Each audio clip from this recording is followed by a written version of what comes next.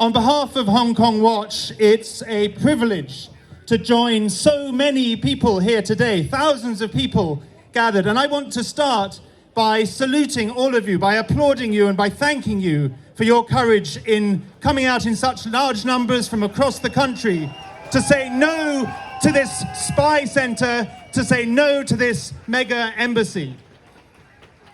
It is clear from everyone gathered here today, from all the speeches we've already heard, and from so many other people, that nobody wants the Chinese Communist Party to be in this historic building. Only one group of people want the CCP to be in this building, and that is the CCP. And that is why we must say no to them. I don't believe even in their heart of hearts that the British government actually wants this. But we need to force them to find the courage in themselves to say no and to stop kowtowing to Beijing. The residents of Tower Hamlets do not want the CCP on their doorstep. The residents of Royal Mint Court certainly don't want the CCP in their homes or in their internet connections. Tower Hamlets Council 2 times unanimously said no to the CCP. And whatever they may be saying now, we know that their votes 2 times were unanimous. The intelligence agencies said no. They told the government clearly that their advice was against this. And the Met, and I want to thank the Met for making today possible, but the Met Police said no. And for some reason, they appear to have changed their mind. But I hope that they will see by our presence in such large numbers in this trajectory of major junctions that their original advice, their original reason for saying no should still stand because it's still valid. And we proved it today.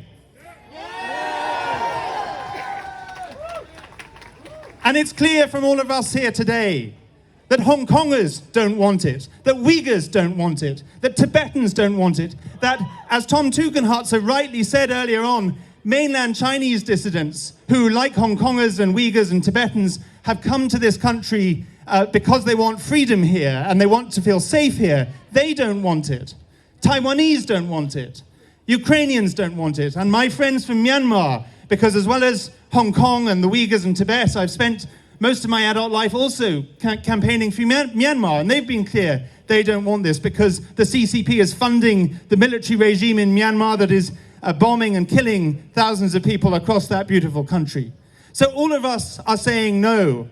And I hope that we will go from this place not thinking that our job is done. I think we can applaud everybody here for being here today, but today is just the beginning.